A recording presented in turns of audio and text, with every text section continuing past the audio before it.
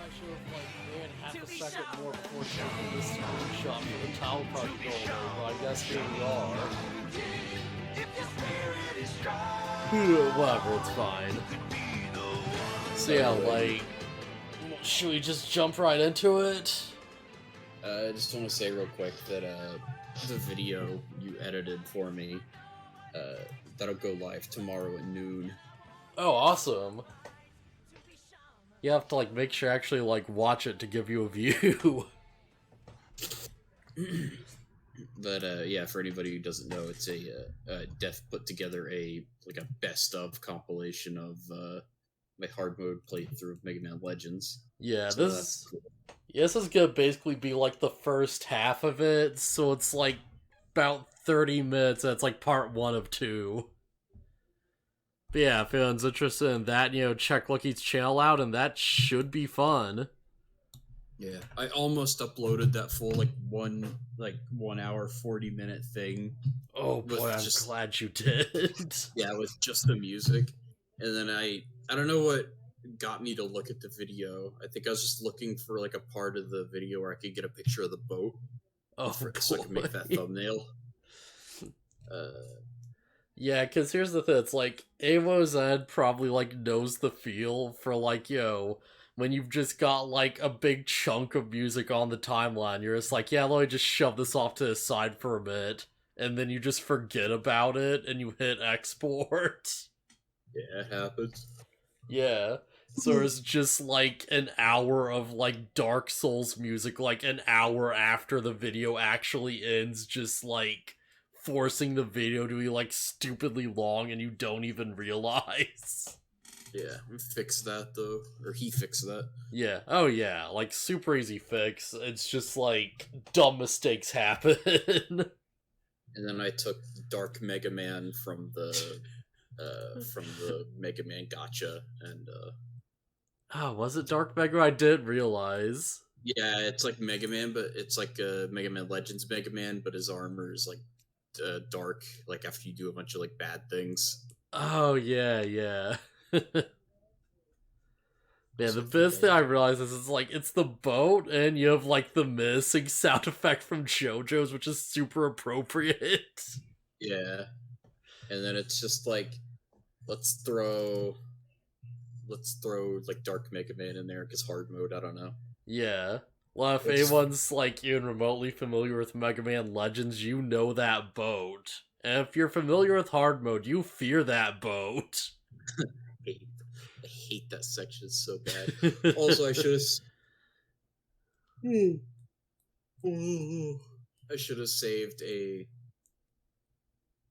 I don't know, you know what? Part 2, I might use a different picture. Yeah, that's fine, yeah. I was thinking I should have saved a version of that, but it listed as part 2. But yeah, I might make a different different thumbnail. Man, I had to I feel like the thumbnail for part 2 is probably just gonna be the final boss or something, because that was a heck of a fight too. Yeah, probably. Also, geez, I had to turn you way up. You're really low. Alright, say something. Test. Okay, that's about right, yeah. Also, I see why you're saying you should have waited a second to get that screenshot. Yeah. I didn't at first, but yeah, I see now. Yeah, it's, I was run a bit late, and I just sort of, got stuff ready, and I just looked over, it's oh, well, that's gonna be mildly annoying to someone. Yeah, I've been playing League of Legends since, 3. Yeah, jeez. Because, recently we did the big, E3 thing, so I've just been kind of, decompressing all day. Yeah, I just kind of forgot because I was playing games, and then yeah, Death posted the thing. It's hey, I'll get ready in a little bit, and I was oh crap. Right, Shaman King. we gotta see what happens to Basson's horse. We gotta know. Yeah, that's a good question.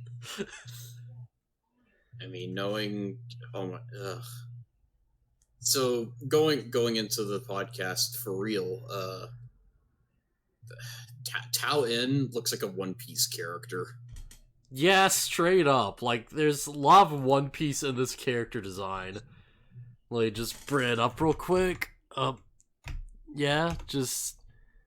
He's like this big menacing man in the shadows, and he reveals himself, and he's got like a goofy face.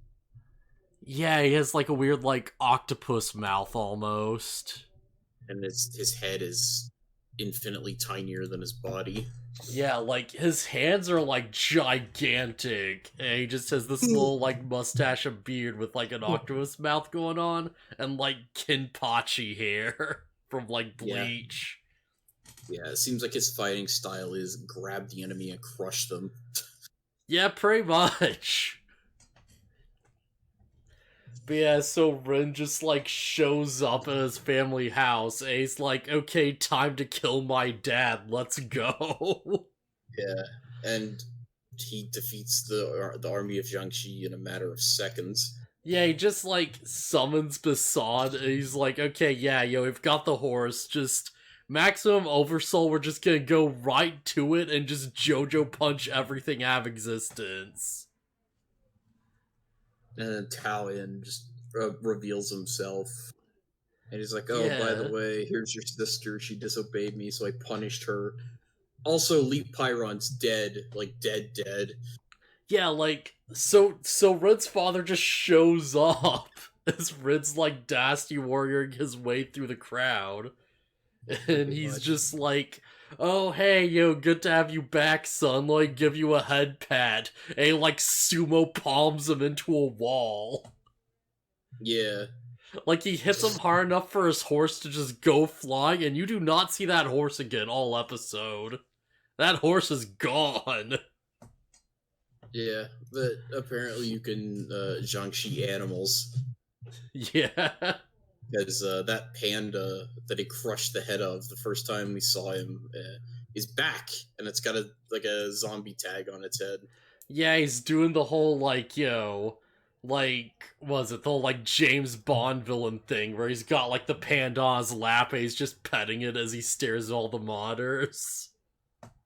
Yeah, and I saw that scene, I'm like, oh, that's why. He doesn't care. He's bringing it back as a zombie. Just who cares when people die when you have, like, resurrection powers? Yeah, it also seems like there's a weird gag going on where, like, Rin's dad just straight up can't control his physical strength. So he's just, like, does stuff, and it'll just, like, be an attack, and it'll just wreck someone. I don't think that's... I think he has full control of it. I'm pretty sure he's just attacking people. Well, no, because it's like, first off, like, I'm sure he actually does attack people, but it's like, first off, he's like petting the panda, and he gets a bit rough and just crushes it without realizing. And he's like, yeah, that's a shame. And he just zombifies it. And he, like, shows up to Rin, and he's like, oh, let me pat you on the head while he's, like, smiling and stuff. And he, like, palms him through a mountain. And it's like, I think this might be, like, a thing. I don't know. I don't get the impression that he's not doing these things entirely on purpose. Yeah. And Ren's just like, no, I'm gonna kill you and stuff like that, and yo. And it's just like, oh yeah, well your sister came by and I like wrecked her zombie because she tried to like, disobey me and said that, you'd lose. And then you lost. So hey, if you want to fight me, then you'll have to take your punishment. Yeah, also here's Lee Pyron's head. I dismembered him. Yeah. Man, that's such like a weirdly scary scene. Cause like, he doesn't come out being like, oh yeah, I killed her zombie. He's just like, oh yeah, June wasn't? I had to like, give her some like tutoring or something. Is like a couple of zombies put out like something under a tarp that's just covered in blood.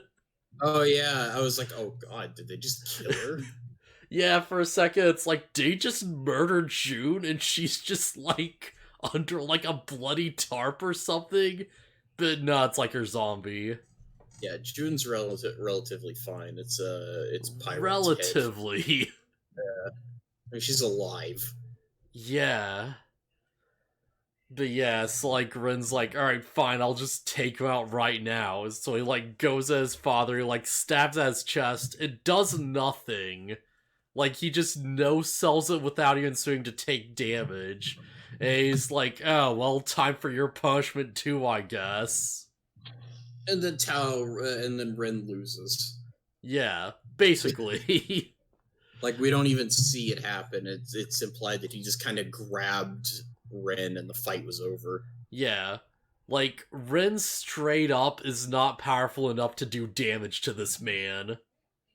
Like, whatever ability is going on is like, his defense has just skyrocketed. Yeah. Or, I forgot what I was gonna say. Whatever. Yeah, whatever.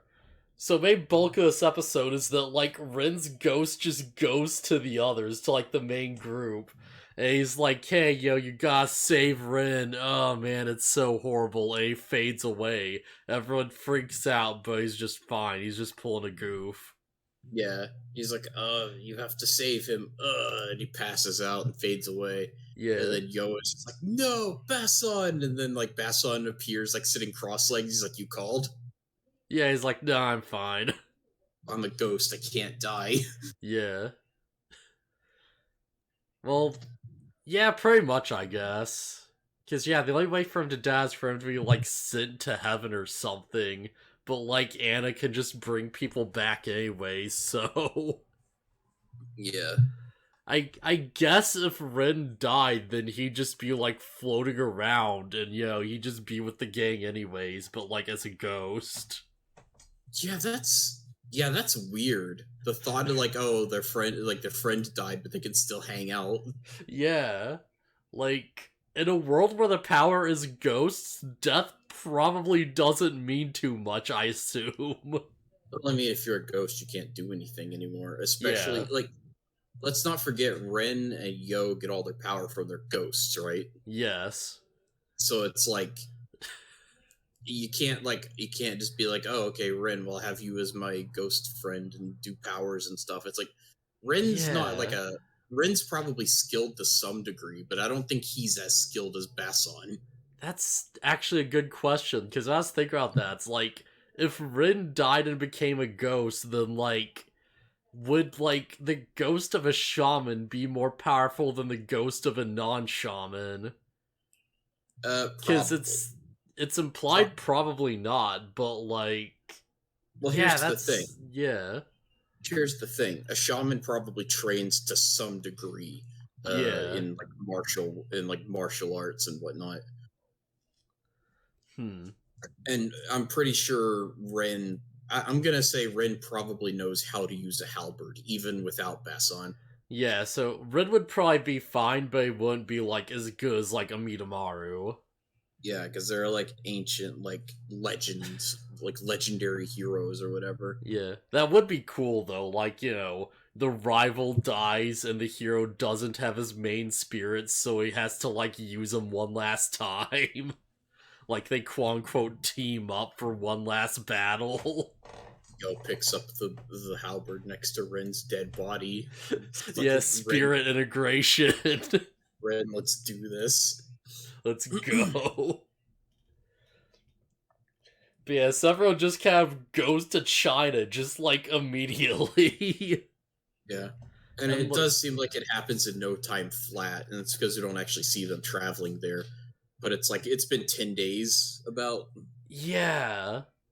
Like, there's something I do want to point out that's super weird, because, like, so everyone just shows up, so you have, like, you know, you've got Yo there, you've got Haru, you've got, like, Ryu and Manta. This is our, like, 4-man squad. Yeah. Why did we take Manta and not, like, Anna? Yeah, I was gonna say, Manta doesn't even hardly count as a party member because he can't fight. Yeah, although it's been established through Ryu that if you can see ghosts, you're already like halfway there to being a shaman. He ought to find a ghost to train with it. Yeah, if Manta trained, he might be able to actually, like, do it. Yeah, because Ryu went to train, and it's like, oh, you can already see ghosts? That makes things easier. Yeah. Like, if Manta just stayed behind with Yo's grandpa, maybe he could have been, like, a main character, too, for, like, real. Yeah, maybe. I don't think we're ever gonna see Manta fight anything, though. Yeah. All I know is there's one scene where apparently he summons a ghost train under very specific circumstances. I think that's about as far as it goes. Unfortunate. At least he does something like that, at least once. Because it's like, yeah, just, like, even Yo is like, you being here is a liability. You'll just get hurt, so you stay where Boss-san tells you to stay. And it's like, why did you bring him? Meanwhile, with Anna, like, she can summon anything from anywhere, basically. Yeah.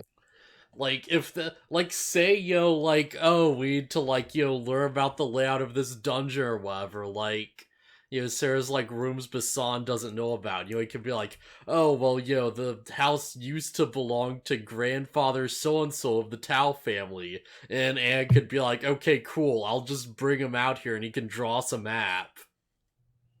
Yeah. Like, yeah, something like that. But whatever, anyways. Well, the question is, would the older generation of the Tao family betray the current head of the family? I feel like I'd be willing to say probably. Like, I can't imagine they've been, like, going on like this for, like, multiple generations straight. Because, like, maybe they're just, like, Yakuza thugs or something, that sort of thing, but, like, this seems like a lot. I get the impression that this has been going on for generations.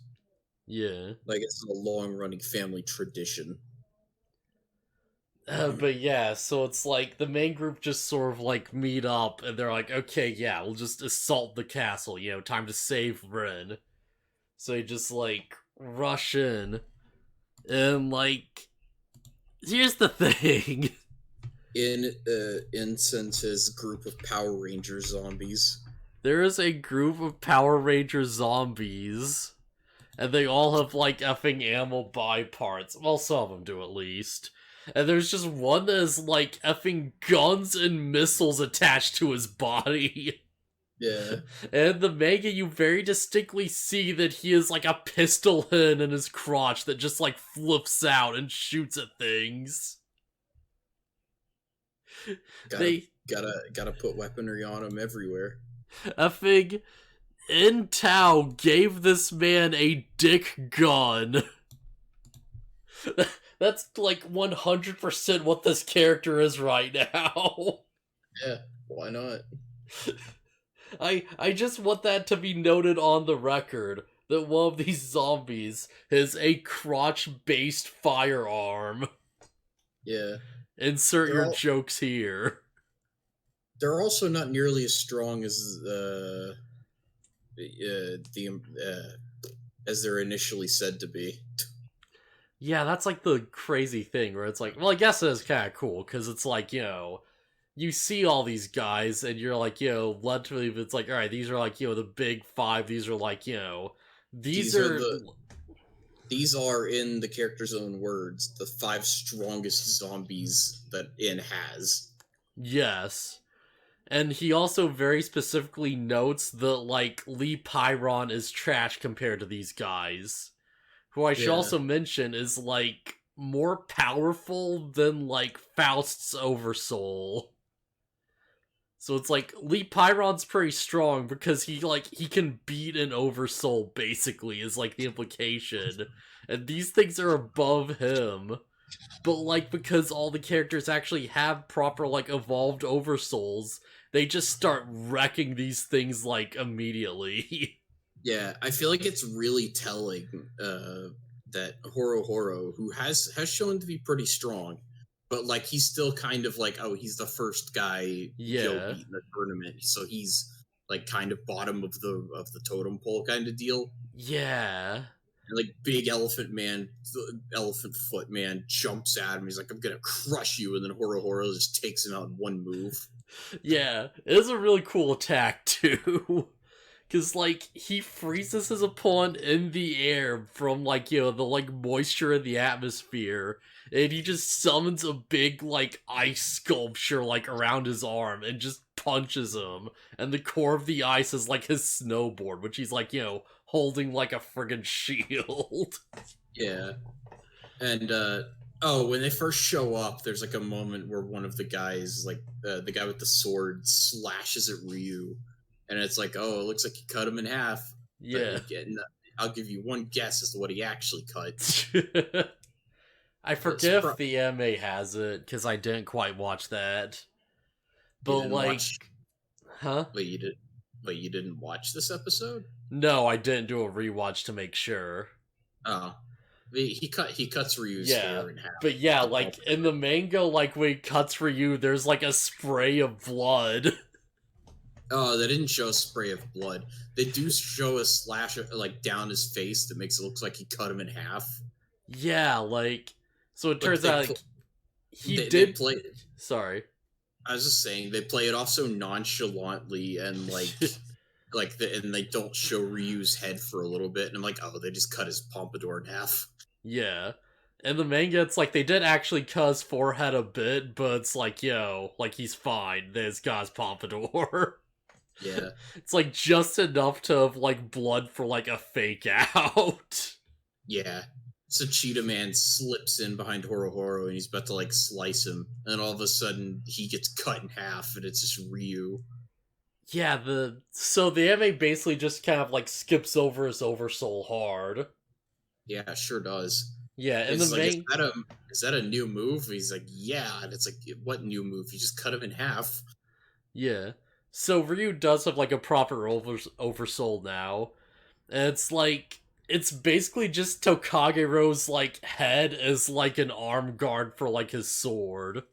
So very similar to Yo. Yeah, pretty much exactly. And, like, the beard is, like, in such a way where it's, like, the weird little, like, like, pointed, like, I forget what the actual beard type's called, but it's all, like, pointed beard. And it's, like, the end of it is, like, where the sword starts. So it's a nice little visual gag. But yeah, Ryu very clearly just saw Yo's evolved Oversoul and was like, yeah, I want that. Yeah, I'll just get that. Yeah, this is why I want my fighting style to be. Screw it. Yeah. So Ryu's mad about his hair, so he cuts the zombie in half and then dices him up like Frieza. Yeah, he just shreds this dude. And it's like, okay, these are his strongest zombies? Yeah. Like, Snake Man, you know what? The guy in the middle who seemingly doesn't have a bunch of modifications, like, he's probably the strongest. And he's probably actually strong. He might take, like, more than one person working together to beat, but I feel like he's not really, like, a huge threat, really. Yeah. He looks like a Lee Pyron, who's, like ancient kung fu master or something. Yeah. But yeah, I actually do kind of like this, because it's like... This is just straight up taking him on to, like, look at the other characters in the main party and be like, okay, we know Horo just kind of, like, lost in the first round, but here's us just showing that he's actually competent too, and that, like, Ryu's training isn't, like, a joke. He can actually, like, fight things confidently, and, like, like, these characters are actually, like, serious threats now, right? Yeah. And like, there too. Yeah. Like, Ryu's probably not on the level of, like, Yo or, like, Ren or anything, but, it's like, he can hold his own. Yeah. Ryu and Horo are like, hey, you go rescue Ren, we got this. Yeah. So it's like, we see a bit of, like, Ren in the basement, where we see it apparently he's been tortured with, like, effing pliers, like, saws, and what looks like a friggin' syringe. Yeah, he looks okay. Yeah, it's the syringe I'm concerned about. Yeah. We also see June in the cell across from him, stitching Pyron back together. Yeah, like, I don't know why, but it's like, just, I'm so used to, like, shonen manga being kind of, like, skeezy about female characters. And I was totally like, okay, what weird thing are they gonna do to her? It's like, oh, nothing. Yeah, She no, hasn't she's just showered. trained up, yeah. She hasn't showered in 20 days, if you're into that. Yeah, they make a weird mention of that, and it's like her dress is slightly ripped, but it's not in like a sexy way or anything. It's just like, okay, yeah. Yeah. It's like, alright, yeah, go on, you Shaman King. You didn't go for the low route. And yeah, she's just stitching Pyron back together, so he'll probably be back. I hope he's back. That's probably why they like so casually dropped that he dismembered Pyron, because it's like she could probably put him back together and Yeah. he'll be fine.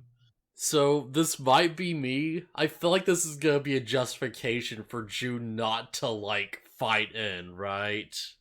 Yeah, because she doesn't have a way to. Yeah, she has to like fix Pyron. So it's like she still is her ghost in case she wants to like, do anything later on, but like this isn't her fight basically. Yeah. Kind of thinking it's like, oh well, his body's dead. She should still be able to fight like Yo though. Yeah, she really should. In fact, there's like a spin-off manga where she does. Oh, there you go. Yeah, and it's great. She'd just be able to fight with Kung Fu if she integrated with Pyron. Yeah, exactly. Or whatever it was his fighting style was called. It was Dao Dan Dao or something. It was something like Missile Fist martial arts. Right. It is like, yeah, it's like artillery based. Yeah, it's all based on like firearms and stuff. Yeah, that's pretty fun. But yeah, so like, man, that's weird to think about because it's like June's a shaman, but she still doesn't have an oversoul. Yeah, because she fights with like the zombie thing. Like the yeah, so like, yeah, that's weird.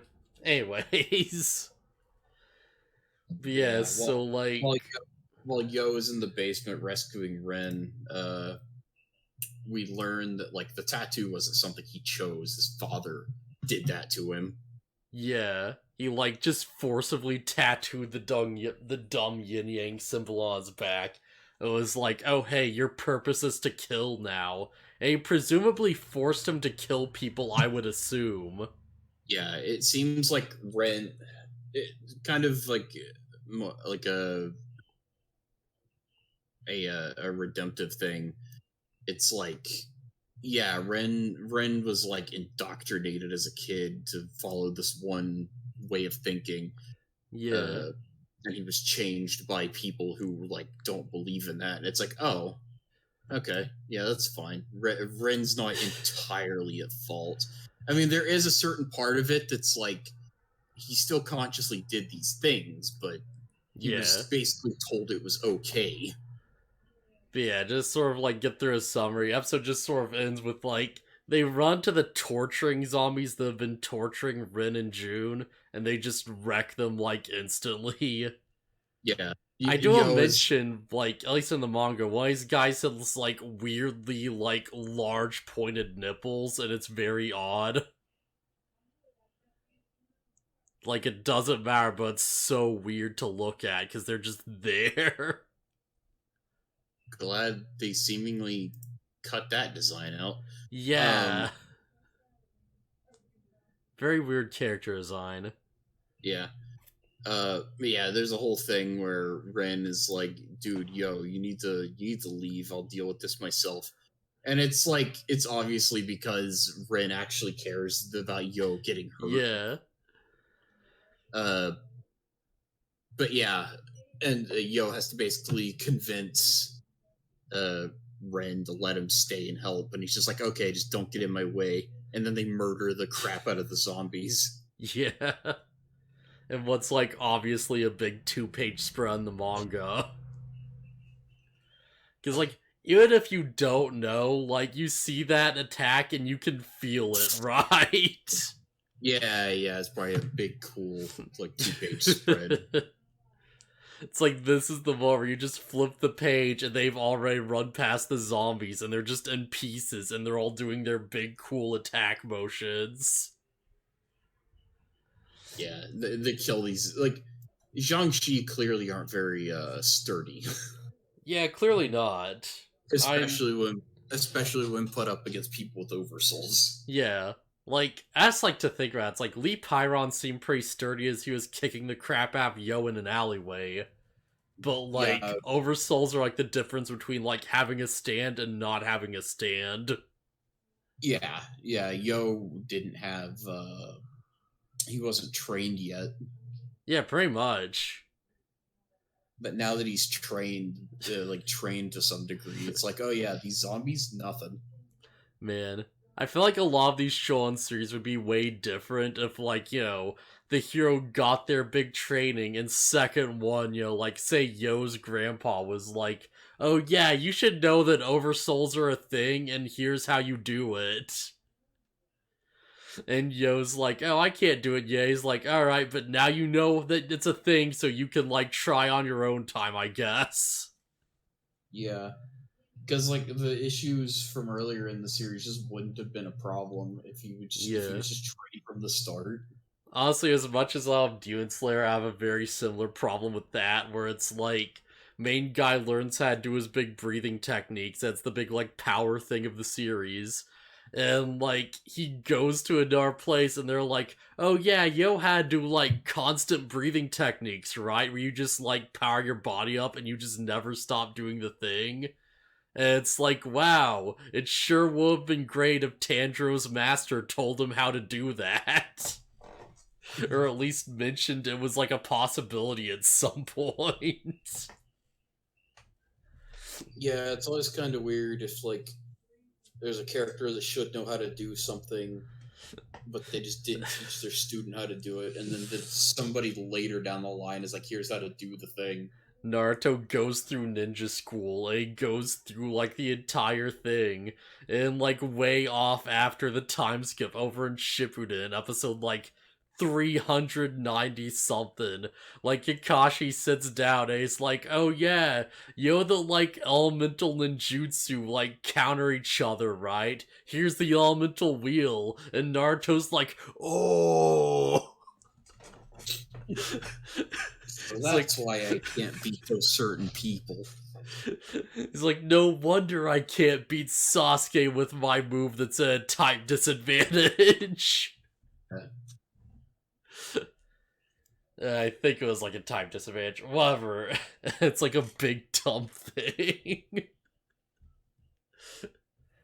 But yeah, like, honestly, I like this episode. Pretty cool. Yeah, it's just weird to see that the super crazy strong zombies that are said to be the strongest he has just get wrecked. Yeah. And then we cut back to N, and he's like, oh, you don't know the true horrors of this castle. And it's like, didn't you already send your strongest guys? I feel like this is totally intentional on the part of what I'm going to reference, but this is very real One Punch Man energy. Where it's like, you got effing, like, crazy bamboo spear guy who goes out and he finds a bunch of, like, random sea monsters, and they're like, oh, I'm like the leader of the undersea general army, and and he just wrecks them instantly in, like, one stab each. It's just a joke to be like, okay, well, yeah, you're strong, but look at the big, strong undersea general. Did you know there is, like, a hierarchy and you haven't fought the captain yet? And then Yo gets to the top and One Punch Man's in. Yeah, and Yo gets to the top and he sees the Deep Sea King. But yeah, I'm totally getting strong vibes of that from this situation. The pacing of the fights, I feel like they're gonna get to N and beat him in one episode. It's really weird. Yeah, like, because this is like, I feel like this episode wasn't paced badly. This felt like very straightforward, very kind of like streamlined, for lack of a better term. But it feels very odd that we've, like, set up, like, the Tao family as this big villain for, like, so long, and now we're gonna get to the top of the tower and we're just gonna, like, have the fight, like, now. Just right away. Even Ren is just like, I'm going straight to the top floor, and I won't be surprised at all if we skip over all the other floors that Basson mentioned. Yeah, because it's like, that's the thing, because, like, Rin's dad is on the top of like the 5-floor pagoda or whatever it's called, like the big tower. And generally with this type of thing, it's like the big trope is like, oh, on each floor there's like a new boss fight with its own unique things for you to overcome. But it's like, they already beat the strongest zombies, so any boss fight they come across is gonna be like meaningless. Yeah, or it's like if they're stronger than these guys, then it's like, why did he lie lie? I guess he did say they're the strongest zombies. He could have just subordinates. Yeah, that's true. We could just have like other shamans that are also like, Chinese themed.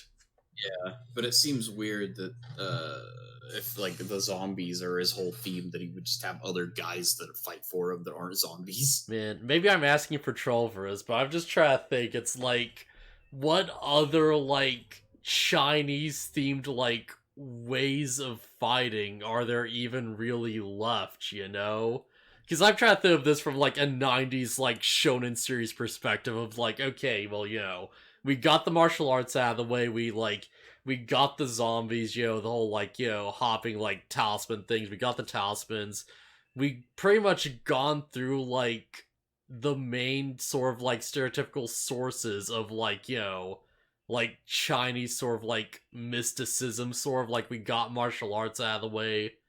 I think I may have already said that. We've like, unless there's like a giant panda, I feel like there's not much left for him to throw at them.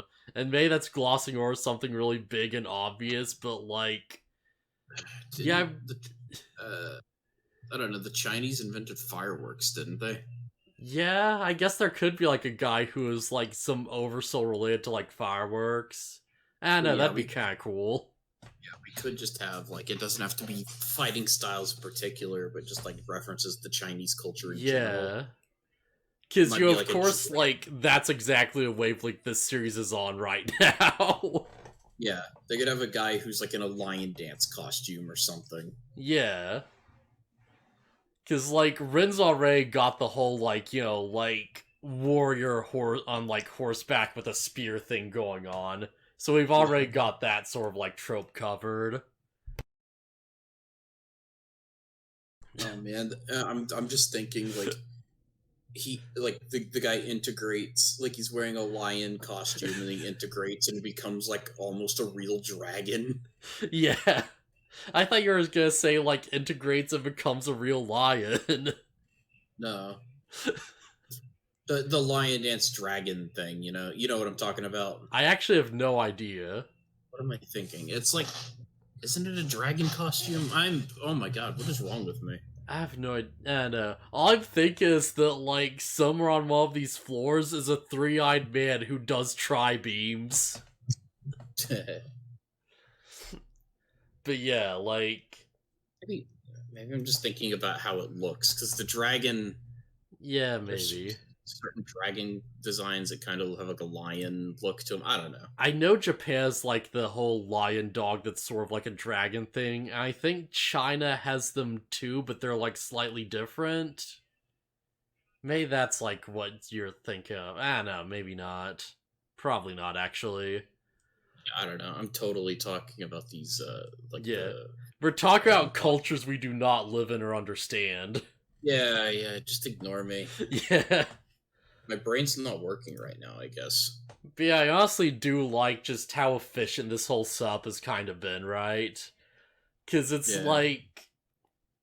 We, like, had the big fight with Rin where, they had their big, like, lost mode or whatever, and that was a bit bullcrap, but then it's like, okay, well, we have one episode of, like, cooldown for, like, reflection, because, like, it's kind of necessary.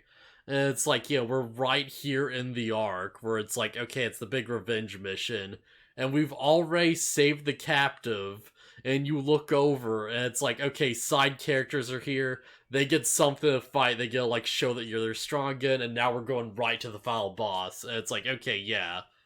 Like, maybe it's a bit too fast, but it's very, like, beat for beat, like, they're hitting, like, everything I'd kind of want them to at this point, it feels like. Like, for the arc to work, I guess I should say. Because, like... Yeah, because we saw Rin's, like, humanity in the fight, and now we've, like, already gone all the way around to, like, we've like seen it, we've like kind of explored it, we know where this is coming from, and now we're going to like defeat the source of the evil and get the redemption going. Yeah. Yeah, hope that like makes sense. Yeah, it'd be kind of nice if like the pacing is just like they deal with this arc pretty quickly, but I also don't necessarily want to see them be in just like a single episode because it'd be so anticlimactic. Yeah. Like, I feel like they're totally gonna beat in one episode. They're totally gonna beat him in one episode. Like, I don't think there's gonna be enough for like a 2-episode thing with him, as far as I recall.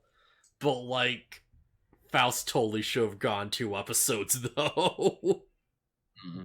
They missed so much. Yeah, it is nice that the series is kind of like, seemingly just sort of like stabilized for now, right? Yeah. Because it's like, we're not blasting through entire volumes like we've been doing before. Now we're going through like, a steady like 3 chapters apiece, and that's like a way more comfortable pace. Like, this feels like a normal anime at this point. Yeah. But yeah, like, anything else we really want to get into? No, not really. Alright, yeah, so I guess I'll see you guys around later, though.